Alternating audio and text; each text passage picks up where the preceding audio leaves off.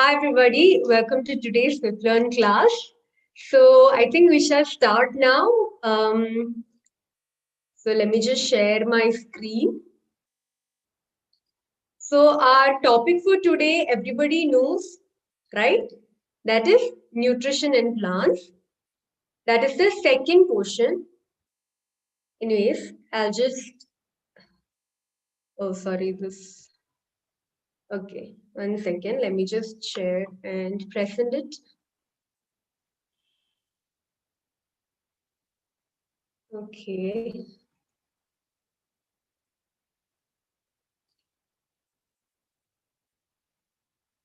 Yeah. So I'll just give a small introduction about Swiflearn. I know most of you will be knowing my now. Last time also I've said that Swiflearn is mainly the education kind of platform that is mainly for the destination for classes, 3rd to 10th standard. And here we know that it is 100% live and interactive classes, then personalized attention only of minimum 6 students in a batch. So that is also like, you get that personalized attention for all students. We can take care of all students, how much of their learning capability and do more based on that. Then, there are lots of a dedicated academic mentor team to track the progress of students. That is, after every class, we will be noting down the attention span or how much they've been paying attention or how much homework they have been doing and the capability of them listening. So all that we will be noting down in the students' progress of our Swiflearn panel. So in that way, whatever report that we give of that day's class will be sent to the parents. And parents also can have a look at how their child is doing. So we have a detailed progress report for student for every classes. And we also cover syllabus as per the school exam schedule and also handle custom requests. So let's move on. Also, most of our key features is that we have detailed progress reports, then academic test series, that is SATs. Then we take unlimited practice tests. We give a lot of tests, and we have also doubt classes where students can ask us doubt and we can clear all the doubt after each and every chapter. So just one class will be there for doubt class. So in that way also, it is really good what Swiflearn is doing for the students, for those who join. And also we give the subjective test for school exams. And the main feature I feel is really good about Swiflearn is you can actually book a free trial class. So after attending the trial class, student can actually decide if this platform will be useful for them, and then they can join. So that is actually a very good thing about Swiflearn. So if you like the video or if you like the way how teachers in this Swiflearn are teaching in the live and also the other classes, you can subscribe and press the bell icon so you will know each and every portion for units are taken by the teachers. So never miss an update. So if you press the bell icon, so let's go. And yeah, so today we will be doing about the nutrition in plants, second portion. First question we had done already, and if anybody have missed it or wants to watch it, you can go scroll down and watch it. So here, let's start. So today's objective is that leaf will be studying about the different sections of the leaf and their functions. Then the other modes of nutrition which we have done, some of the nutrition modes we have done in the last class. We will be doing the continuation of some of the other nutrients and the modes of nutrients which we did not complete. So then we'll be studying about saprotrophs, then the nutrients, how they are replenished in the soil. So all these methods we will be learning in today's class. So let's get started. Yeah, so last class we learned about the modes of nutrition. So anybody remembers the modes of nutrition? Let me just see. I'll just see if I'm getting any answers.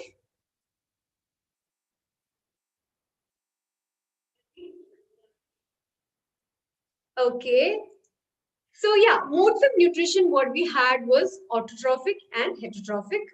Then photosynthesis, the types of photosynthesis, the ways of photosynthesis, and how photosynthesis is done, what we have learned last class.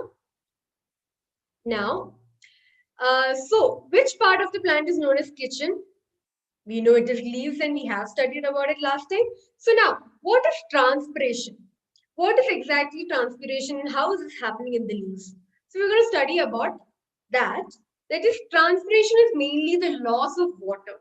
So there's a lot of water content that is being taken in from the root and going up to the plant and to the leaf area. From there, the water is actually evaporated. So this evaporation process is happening in the plants and in the leaf surface, and this is called transpiration. Water that will be absorbed by the root from the soil, and this will be transported as a liquid to the leaves via xylem.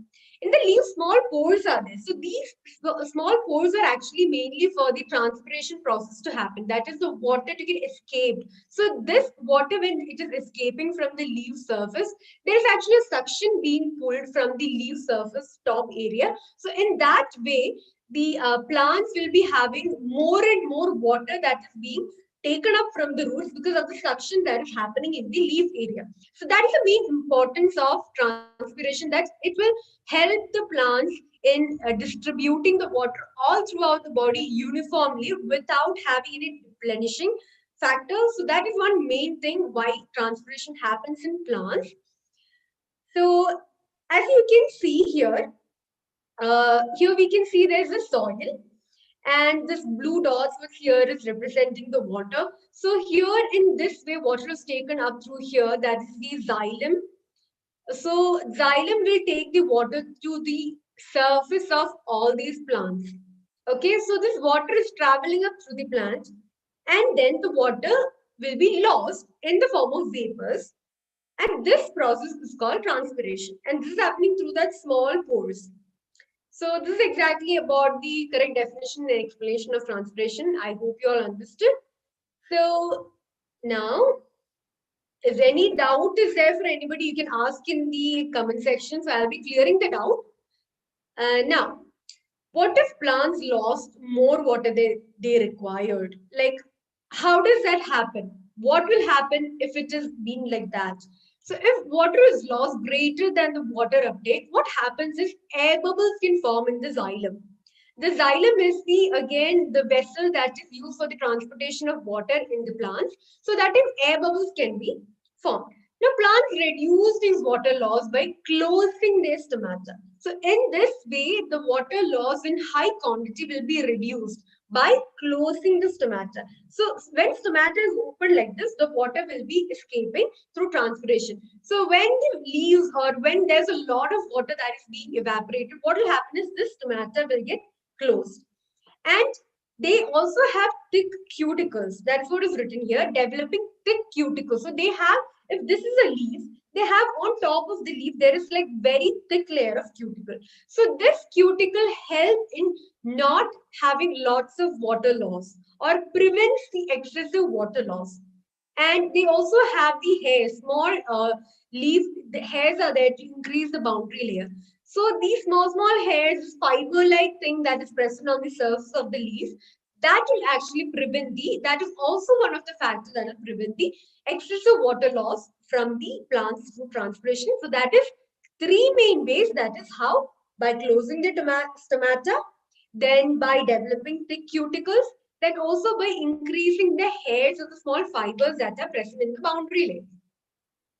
So next, we will move on with the leaf structure or the transverse cut section of the leaves. So what are the layers present in these leaves for the transpiration, for the photosynthesis, and all this process happening, complex process happening? How is it happening? Where exactly is this happening? Which part is taking part in which kind of process? So all that we will be studying in this section of all the different layers of leaves. That is what we are going to study in detail. So these are the different layers of the leaves. So the first one here, you can see that is a cuticle. Okay, so this cuticle is a waxy kind of layer. Okay, anyways, we will be getting that into detail in the upcoming slides. So after cuticle, we have the upper dermis. Then we have the third one, that is the palisade parenchyma. Then we have bundle sheath or parenchyma. Then at the middle, almost we have like the xylem and phloem. That is the vascular tissues. Then coming downside, we have the lower epidermis, and in this lower epidermis, we have guard cells, stomata, then spongy mesophyll is there, then lower epidermis, and then lastly, the cuticle again, just to cover the water loss or to prevent the water loss from both the sides of the leaves. Now, let's study all the layers, each by part. And the first layer, obviously, what we see in here is the cuticle. So, what exactly is cuticle is? They have a waxy layer that prevents the water loss. So, just like we have discussed in the previous slide, 3 of those ways in which plants prevent water loss. So, one of that method is the cuticle, the waxy layer. So, they will prevent the water loss. That's the main function. Then this QT layer also has like a very transparent and very thin maximum, it has a very little thin layer so that there is no, interpretation in the light being absorbed for photosynthesis. So there's no interpretation in that because it's like a very thin layer. So nothing is getting interpreted for the photosynthesis to happen. So that is about the cuticle. So it is like mainly if you think it's a waxy layer that will prevent the transpiration process of having excessive water loss. Now, the second one, let's move on. That is the palisade mesophyll. So now, palisade mesophyll, I will just show you. That is this one. Maybe the other picture is more clear. So this, you can see the second layer. That is the palisade mesophyll or the ground tissue palisade parenchyma also is the name. So these rod-shaped cells, okay, they contain large amount of chloroplast for photosynthesis. So you can mainly say like this layer, this second layer of palisade parenchyma is actually the one which is for photosynthesis. Because why? They contain a lot of chloroplast. So these cells are located close to the leaf surface. Why again? To maximize the light absorption from sunlight. So that is why they're located like just second layer. That is the cuticle.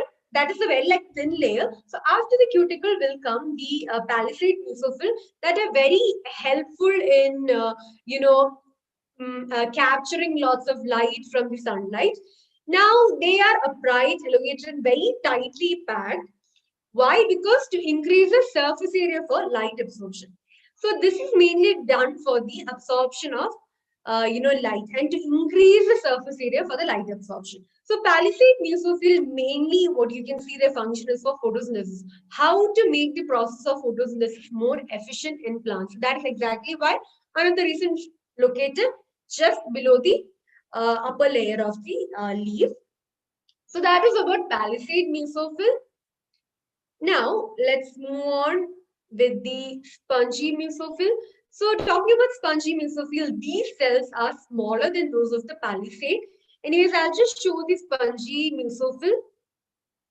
Yeah, they're in the lower part of the leaf. Okay, so this is where the spongy mesophyll is. That is, you can see the same kind of cells are kept together, and the same way it is also kept down together again for protection and for more, but they do not contain lots of chloroplast anyways. They only contain like they're mainly used for like protection kind of ground cells. So these cells have like large airspace.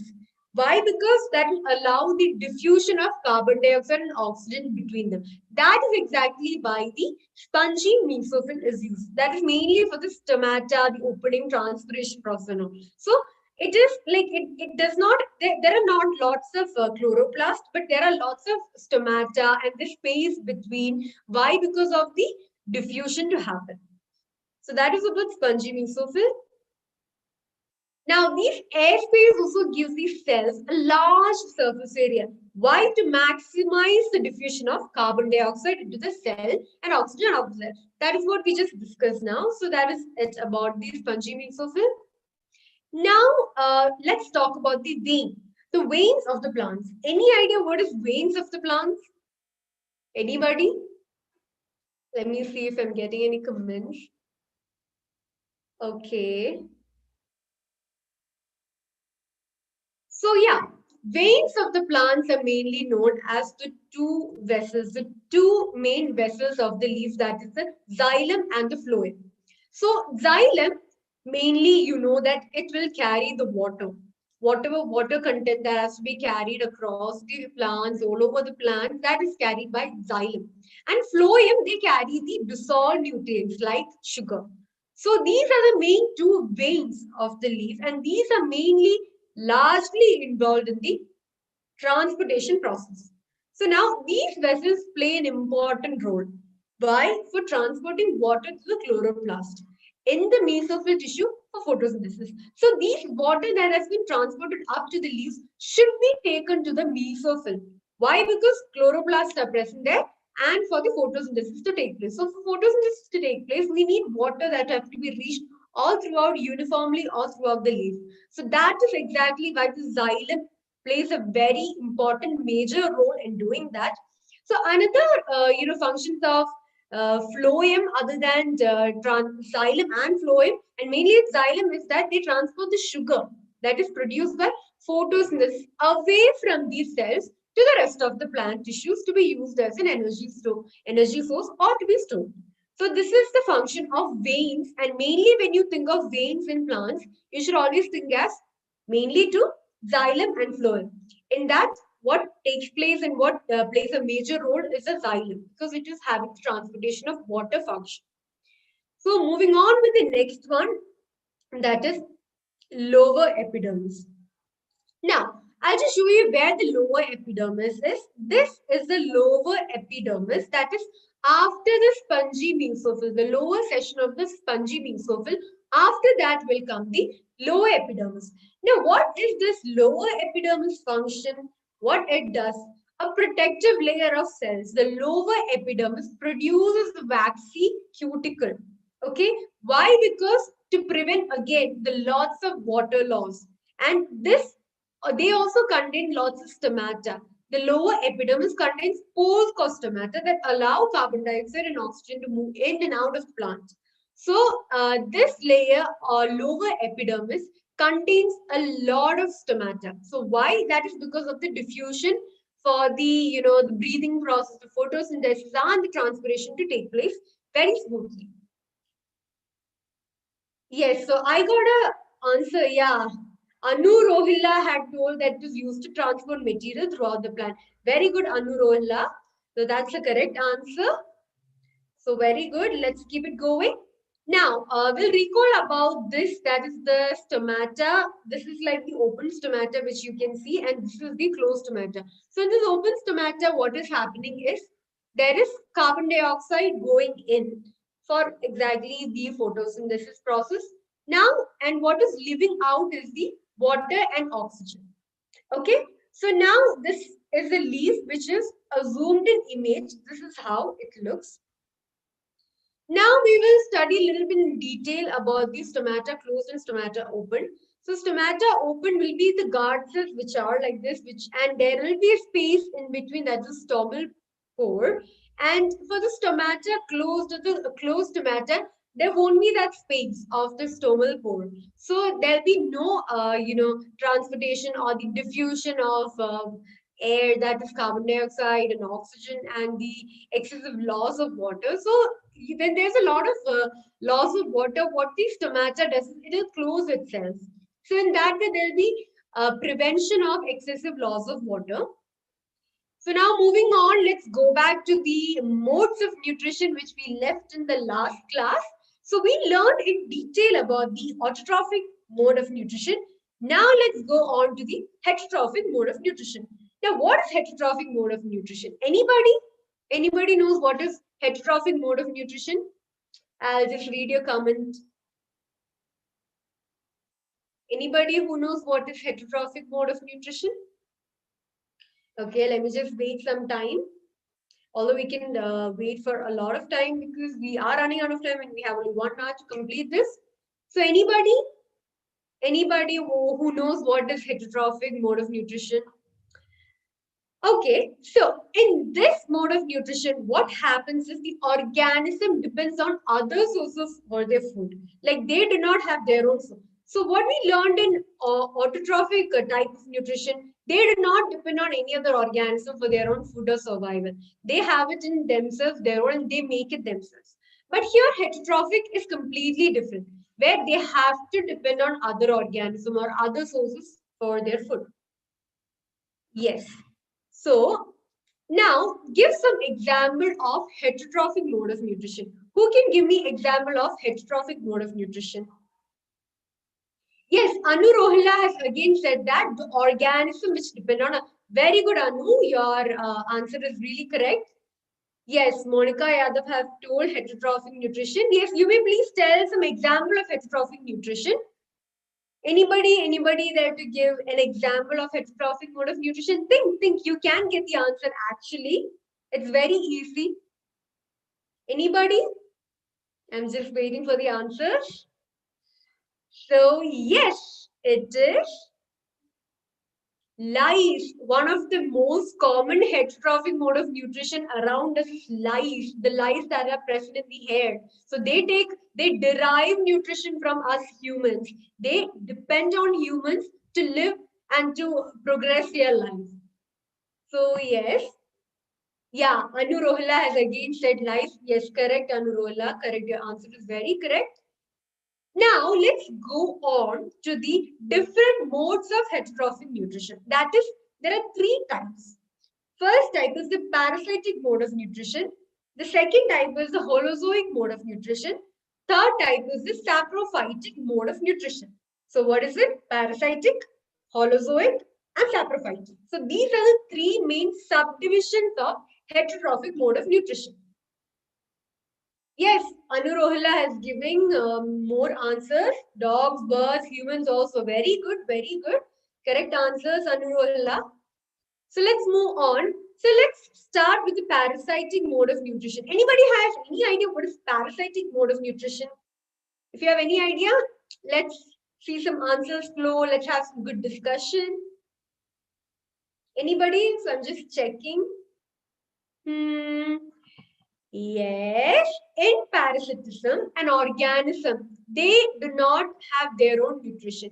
They live on the surface of other organisms' body or inside that any other organism to derive nutrition from it, to draw out nutrition from it. So that is the parasitic mode of nutrition. Okay, so let's start again with the next point, that is organism which lives on parasitic mode of nutrition are called parasites. Obviously, parasitic, those organisms which are having parasitic mode of nutrition is called parasites. So do not get confused. Parasitic mode of nutrition is for parasites. Now, the organism on which the parasite is the one which actually live on the other organism. For example, the lice, which lives on, or the parasites which they live on other organism, right? So those organisms which the parasite depend on is called host. Now, so some parasites name are, lice, and another one is ticks. So these are some, main major parasites we can see. Now, yeah. So just now we learned about parasite which lives on the surface. Now we will look at the parasite which lives inside other organisms, derive nutrition from inside, from within the organism. That is first tapeworm, pinworm, and hookworm. So here what you can see is like tapeworm, pinworm, hookworm. So some of those worms that is there in the intestine. So this here has been shown as the intestine, and this one is the worm. So that's the example. So anybody of you know what are some examples of plant parasites? Anybody knows that there are plant parasites or not? Oh, wow. Okay, fine. One student has told that she likes my class. Very informative. Thank you. Thank you, Irene. Okay, so anybody knows what are some examples of plant parasites? Well explained. Okay, thank you so much, Anu. You're welcome. You're welcome. So, Anu, do you know some of the plant parasites? Let's have some answers from you about this. Okay, so yes, one is dodder. Okay, so dodder is one type of plant parasite. It's like a long yellowish thread-like stems which twine around, which will twine around other plants and draw the nutrition out from them. So that is dodder. So another plant parasite is mistletoe. Mistletoe is another plant parasite. They will create their own food for their leaves. For the leaves, they will create their own food. What they do, the water and the minerals, they will draw from other plants. So they only get, autotrophic sort of nutrition for only the leaves. But the water and minerals are supposed to be, they have to depend on other plants to draw the nutrition. Okay. Yes, Anurohla has told picture plant. Correct. Very good. Very good. Okay, good. So, hello, ma'am. I'm Nishtita. Hi, Nishtita. How are you? Are you liking the class? Okay. So, let's move on with the second type of saprophytic nutrition. Okay. So, the first type which we studied here is the parasitic type of nutrition, which we studied. Two types, that is, which lives on top of the organism, then which lives inside the organism, that is tapeworm, pinworm, hookworm. Then the second type is the plant parasites, that is dodder and mistletoe. Now we'll move on to the second major type of nutrition, modes of nutrition under the heterotrophic nutrition. So that is saprophytic nutrition. So in saprophytic nutrition, an organism, they are feeding on dead or decaying organic matter. So in these only they will feed. They are not feeding on any live organism or inside any living organism. So they are feeding on the dead and decaying matter. So I'll just show you a picture so that will be very clear to you in the upcoming slide. So this organism will feed only on the dead and decaying matter, and they are called, they have a specific name, just like we call parasitic nutrition type of nutrition parasites. Saprophytic modes of nutrition, animals or organisms, we call as saprotrophs or saprophytes. Okay, what is it? Saprotrophs or saprophytes. Okay, so next, how the saprophytes feed exactly? Just have a close look on this picture. So, for example, let's imagine this white matter is a dead and decaying matter. So, in that, this saprophyte, can you see this small kind of lump, mountain-like of thing that is bumped up? That is the saprophyte here.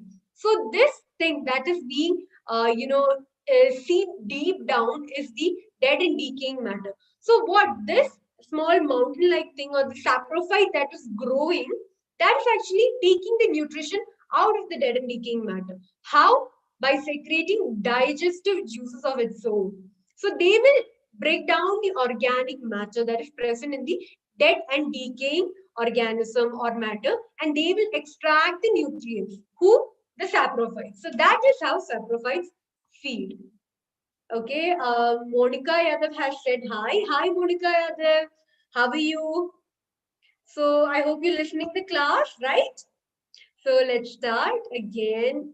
Okay, so yeah, are these saprophytes good for environment? Anybody has any idea? Is the saprophyte good for environment? It is, right? Because why? It is helping in, clearing out the dead or decaying matter and producing, good fertile soil for the environment. So it is obviously very good. So now we're moving on with the third type of, subdivision under the heterotrophic type of nutrition, that is holozoic nutrition. What is it? Holozoic nutrition. Okay. So in holozoic nutrition, what is happening? What exactly is holozoic nutrition? Any idea? Yes, it is exactly where one organism is feeding on another organism for their nutrient supplies. So that is what is here. An example is shown. I will just show you that is here digestion is taking place. So there's food vacuole. So yeah, okay, this complete one cycle. Yeah, so the bacteria is coming in. So it is being taken by the vacuole, then digestion is happening and it is going ejected. So here you can see this bacteria is going inside this organism. So this organism is feeding on another organism, that is here it is bacteria, and taking the nutrition out of it. Okay, so that is holozoic nutrition. Now I'll give you some example of holozoic nutrition. That is obviously us humans. We depend on plants, we depend on animals for all kind of nutrition and nutritional needs of our everyday lives, and also animals, right? So they also feed on other animals, other plants for their nutritional needs. So moving on. So now we will go to the types of process that are happening in holozoic nutrition. So that includes, that is first, ingestion, that is intake of the food. Second is the digestion, where the food goes in and starts to process, starts to do the action on the body or breaks down more. So the third part is the absorption, where the broken down or the broken down substance will be absorbed into the body all throughout for the nutrition to be distributed. Then assimilation, where it will distribute evenly to each and every cells of your body, of the body. And fifth one is digestion, that is the excretion process. So these are the main process that happens in the holozoic nutrition. Okay, so I hope this is clear. So now let's move on. Yeah, so we got somebody named SRI Choose. Okay, fine. Hello, good evening. Yes, good evening. Then Sumit Mahadik has asked, they decompose organic dead and decaying matter by extracellular digestion. Yes, they do. They do. Correct. Very good answer, Sumit Mahadik. Very good answer. Keep going. So yes, this is 7th standard study. Yes, it is 7th standard study. So if you are a 7th standard student, you can continue and we shall do the live class more and you can ask your doubts also here. So yeah, next question is, do all animals eat same kind of food? Any answers for this? Does all animals eat same kind of food? Obviously, you know, they don't, right? Very good. So here we have three main types of categories. That is, first one is herbivorous. Second one is carnivorous. Third one is omnivorous. So herbivorous is those organisms or plants which will only feed on the herbs or the plants or the green leaves or like that organic green leaves or any plant kind of material. That is herbivorous. You can understand from the name itself, herbivorous. Herb, you know, they take the herb or plant for their consumption and the nutrition. And carnivorous, as you all know, with the picture itself, we can understand lion, it's a wild animal, and they obviously feed on other animals for their nutritional needs. And then comes omnivorous, that is dogs, puppies, which actually feed on meat and the other plants and herbs and all those nutrition also. So these are two types combined, omnivorous. Now let's move on to the next topic, that is, do you know some plants that are carnivorous? Anybody has any idea about any plants? If you can, you can just give in your comments here. So I'll be just reading it. Anybody has any idea? Any plant carnivores? Okay, Chusa had said no, they don't. Okay, correct, Chusa. Very good. So, anybody else have any answer about plant carnivores? Yes, very good. It is. There are mainly two types which we will be studying. That is, first is the Venus flytrap, and the second one is the pitcher plant. Okay. So the Venus flytrap, what happens is it opens like this, and when a fly comes, it closes itself. You can see here in the picture. See. Okay, that is Venus flytrap.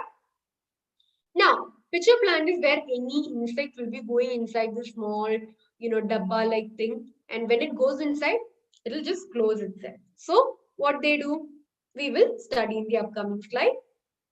Okay, so pitcher plant, they have this. This is an animated image of pitcher plant, but this is like a real main image of pitcher plant where there is this, picture-like substance there, and then it has a lid. So, what is this lid here? So, you can see here. So if any insect is coming running around like this, coming and going inside, it will automatically close itself. Then what will happen? The pitcher plant will secrete digestive juices. Okay, so those digestive juices secreted by the pitcher plant will be trapped inside. It will trap the insect which went inside, and then what will happen? The digestion process starts to happen. The breaking down process will happen of what? Of the insect which just went inside the pitcher plant. So that is how the pitcher plant does their carnivorous activity. So now let's move on. So carnivorous plants also fulfill their carbohydrate requirement through photosynthesis. So it's not that only carnivore plants will just have nutrients from, insects or flies. They also do photosynthesis for their nutrient requirements. So, any idea why do they eat insects? Because they already do photosynthesis. Then why do they actually have to eat insects for once, right? So, any idea about that? So, Chusa had said insectivorous. Okay, so any idea, Chusa, why do they eat insects? You can give your answer here. So, I'll just say if it is correct or not. Any idea?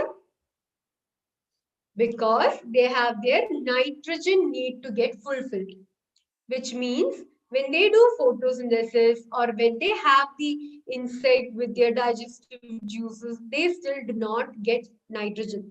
They will still be devoid of the nitrogen. So that's why they need to have insects. Okay. So now let's revise the process of holozoic nutrition in plants. That is digestion, absorption, assimilation, ingestion, so all that process.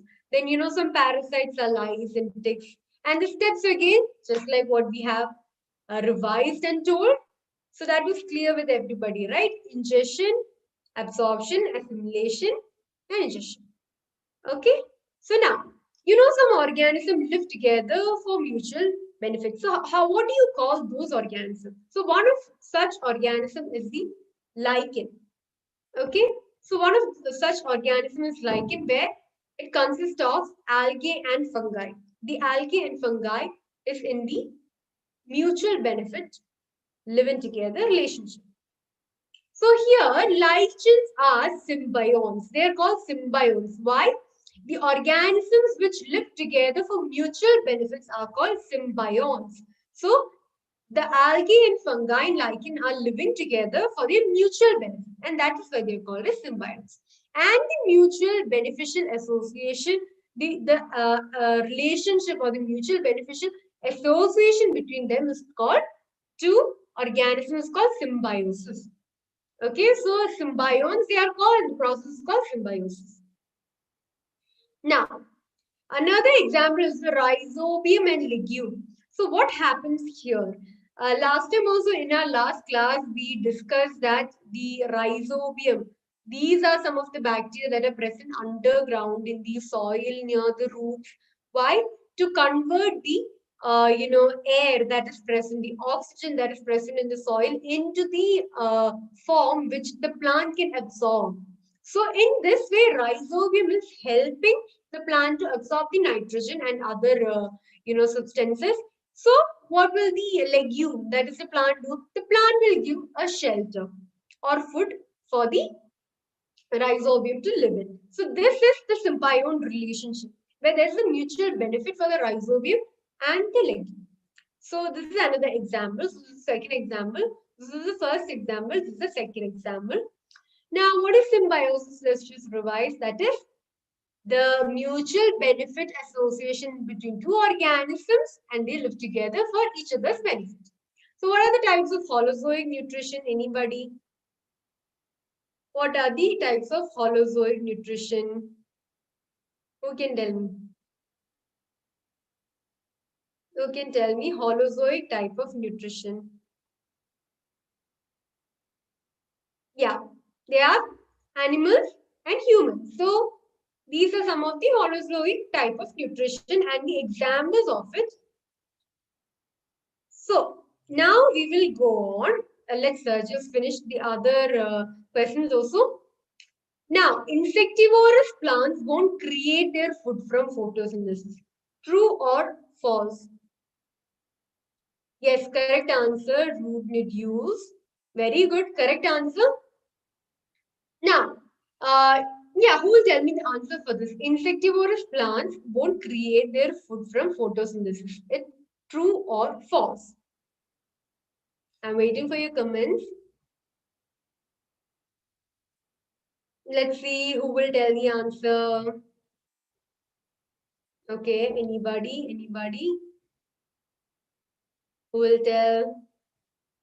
Yeah, insectivorous plants won't create their food from photosynthesis. It's false because it will. Okay, So then what is saprophytes? Who will tell me about saprophytes? Who will tell me? Let's see. Let me just search. So saprophytes are the ones where they feed on the dead and the decaying matter. So those are saprotrophs or saprophytes. Okay. So that was the answer for saprophytic nutrition. And now rhizobium and legumes are in symbionts. Is it a true or a false sentence? Tell me, is it a true or a false sentence? That rhizobium and legumes are in symbiont.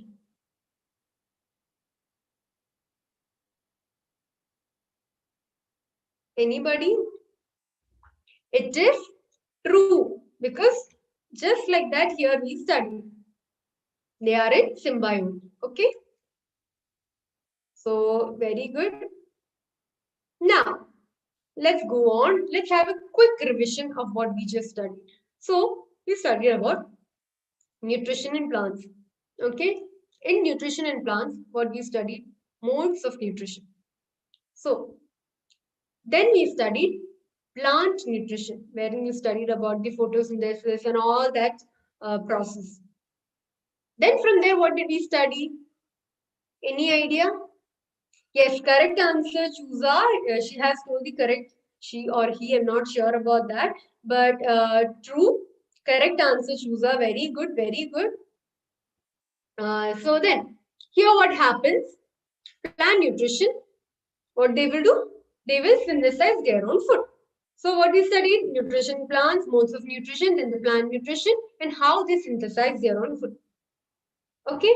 Now, then we studied that they are autotrophs. Yes, why? Because they synthesize their own food. Okay. And how do they do it? Through photosynthesis. Now, photosynthesis is what? Process of making their own food by themselves. Okay. So then, what are the substances used? Let's start. First, water. Second, the main component is water. Second one is anybody? Guess. All the guesses are open here in the chat box. So we can have a good discussion. Any guesses? Chusa, Anu, Rohilla. How about some guesses? We shall have some discussion. Yes. So second one is carbon dioxide. Then minerals, correct? Then photosynthesis essential requirement. What is it? Let's see. That is chlorophyll. Water, air, nutrients, sunshine. Correct, Chusa. Very good. Correct answer. I think Chusa is giving a lot of answers today, right? Congrats for her. Claps for her because she's trying. So when many people are not trying to give answers, thinking it might be wrong or it might be correct, she's actually trying to give answers. And that is very good. Very good, Chusa. Keep it going. So then what we learned? Some sunlight. Yeah, just like how Chusa had told. Now, what are the products that should be required for photosynthesis? Carbohydrates, products that will be coming out of the process of photosynthesis, carbohydrate, then oxygen, then utilized by organisms for survival. That is, we will use the oxygen that is given out by plants. So actually, humans and us, plants are also symbionts because they give us oxygen to breathe in and live, and we give them back carbon dioxide. So that is also symbiont's relationship. Okay. Then, now let's go to what we learned today. That is heterotrophic mode of nutrition. Now that is animals and non-green plants and from other organisms which we studied. Then another type is where fungi comes under this category.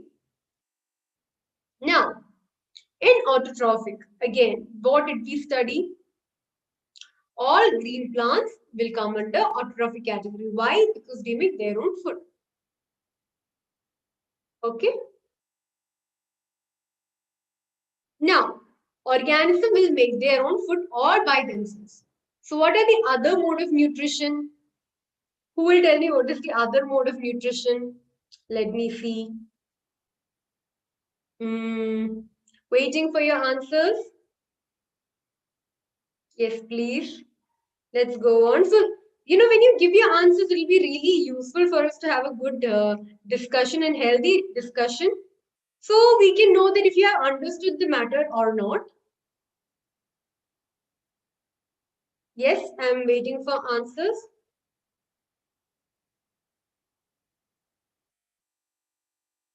Okay, so let me just see. Okay, chooser had told they don't know. Okay, Ekta Singh has a doubt. What is the role of chlorophyll in photosynthesis? Okay, chlorophyll role is that it absorbs the sunlight. It plays a major role in absorbing the sunlight for photosynthesis. And for photosynthesis, light and sunlight is a must. It's a must component or factor for photosynthesis to take place. So, the role of chlorophyll that will be present in the epidermis or mesophyll is that it will absorb the light. It increases the surface area for absorbing the light. Okay, I think Ekta Singh, your doubt is cleared. If not, please let me know. So, where did we stop in this table? Parasites. Yes, the other mode of nutrition is the parasite. That is example daughter we have told. Then, next one, Saprotrophs. What were some example? Mushrooms, moles. Now, insectivorous. So, which were those? Any guesses? I would love to see some guesses. So, Ekta Singh has another doubt. So, ma'am, what is present in the chlorophyll that helps in absorbing? They present all these pigments, the pigments which will attract the light. So, these pigments or the green color pigments are very essential for absorbing the light. So, these pigments that are present is the ones which help in the absorption of light. I hope the doubt is cleared for you. Okay. So, and one thing also you should know that it is the primary pigment also. This chlorophyll is a primary pigment that is present. So, this is the one which attracts the light all towards the plant surface for the photosynthesis to take place. Okay. So, next, insectivorous was Venus flytrap. Okay. So, symbionts, last we learned the symbiotic relationship, which is that fox glues. One example. So this whole table or this whole flow chart will show us what we learned from the past last class to this class. But we do have one more extra topic to learn. That is about macronutrients and micronutrients. Okay. So macronutrients are the nutrients which includes like nitrogen, phosphorus, potassium, calcium, magnesium, and sulfur. And the micronutrients are the ones that's boron, chlorine, copper, iron, manganese, molybdenum, and zinc. So these are micronutrients and macronutrients. Now, I'll ask you some question if anybody has any doubt.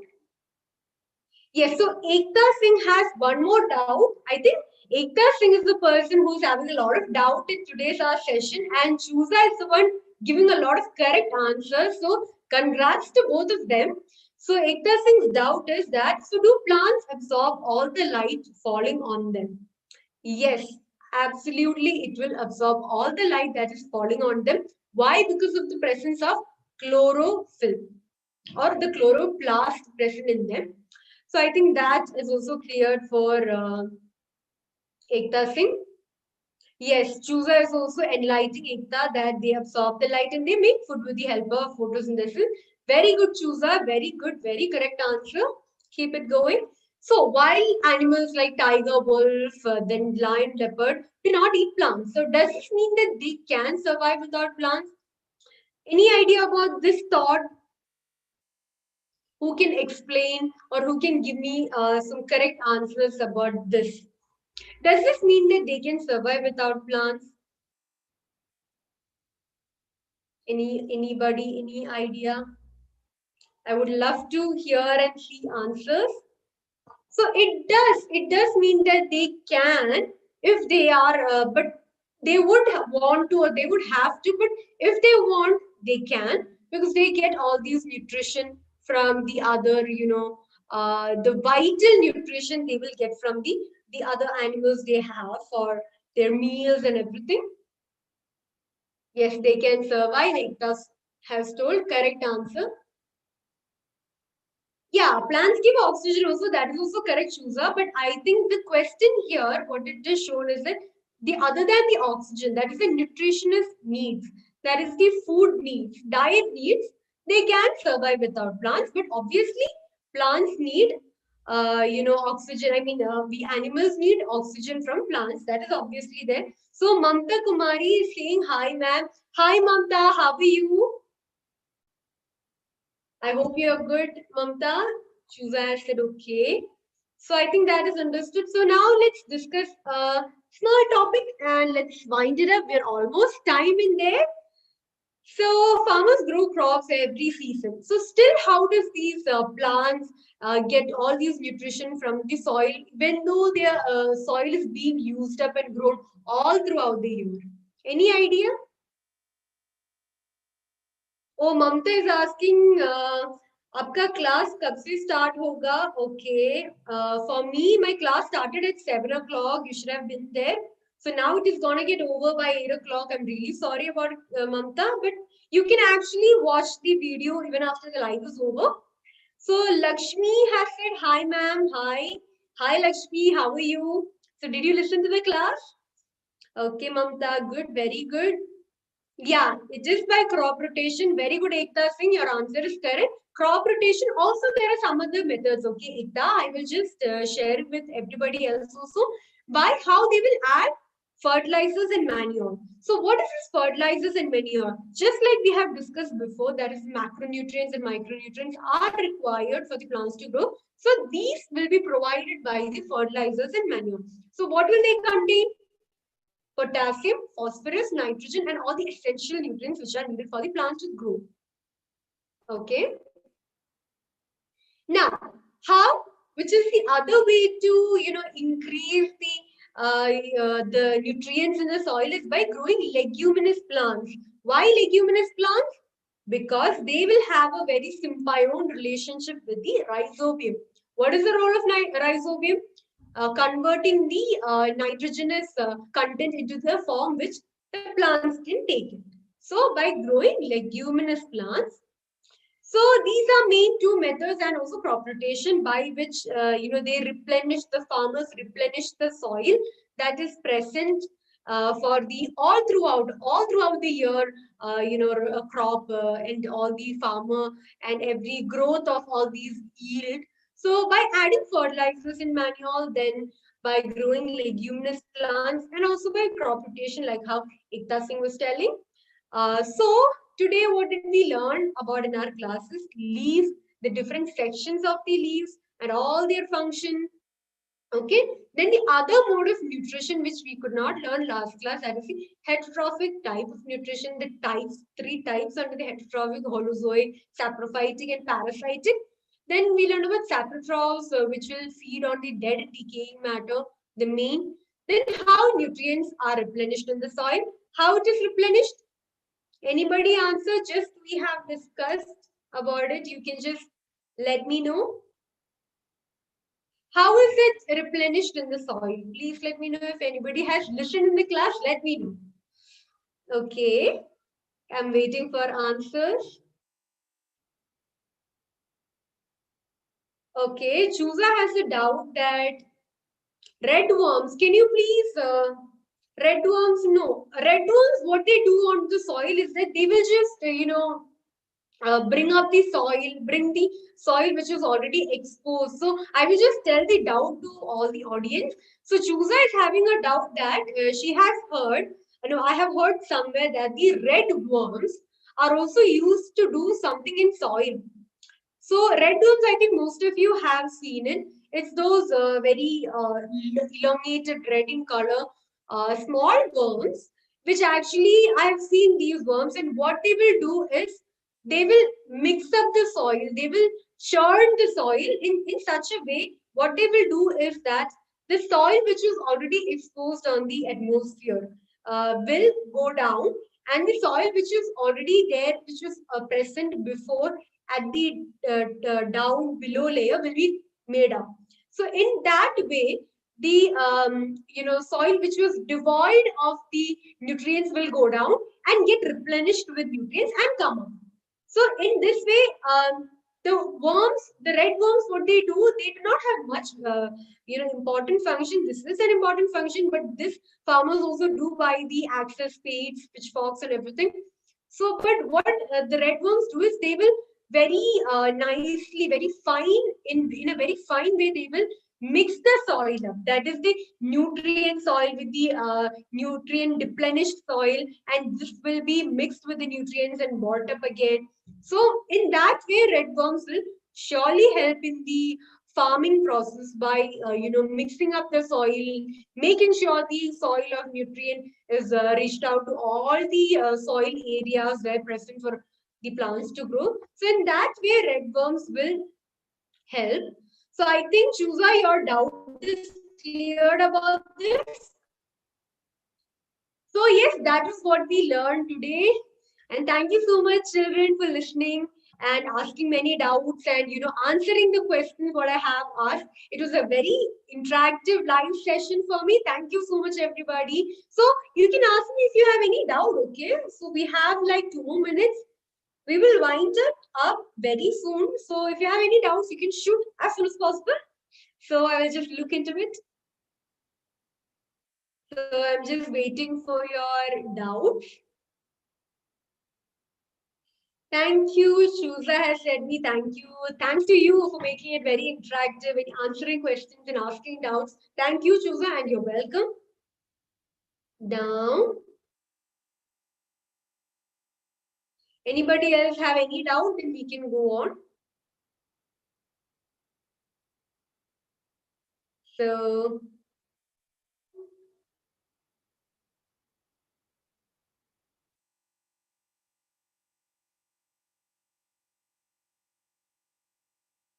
okay.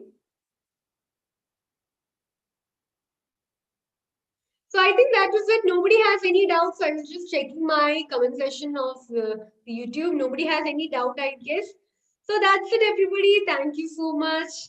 Take care, everybody. Stay safe, stay happy, and learn through our Swiflearn classes.